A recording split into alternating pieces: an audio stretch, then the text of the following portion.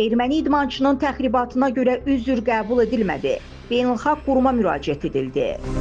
Azərbaycan Ağırlıq Qaldırma Federasiyası Ermənistan təmsilçisi Narek Mkırtıçyanın Albaniyanın Düriz şəhərində keçirilmiş 20 və 23 yaşadakı gənclər arasında Avropa birinciliyindəki təxribatı ilə bağlı Avropa Ağırlıq Qaldırma Federasiyasına rəsmi müraciət edib.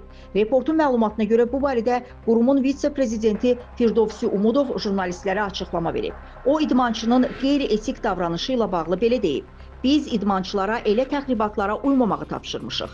Ermənistan təmsilçisinin hərəkətlərinə daha soyuqqanlı reaksiya verdik. Ermənistan Ağırlıq Qaldırma Federasiyasının rəhbərliyi bizdən üzr istəyib. Amma yarışın təşkilat komitəsinə və Avropa Ağırlıq Qaldırma Federasiyasına öz iradlarımızı bildirmişik. Söhbət dövlətin rəmzindən gedirsə, güzəştə gedə bilmərik. Qeyd eləyək ki, Ermənistan təmsilçisi Azərbaycan idmançısı Ravin Alməmmədovun şərəfinə dövlət himni səslənən zaman fəxri kürsüdə qeyri-etik hərəkətlər eləyib.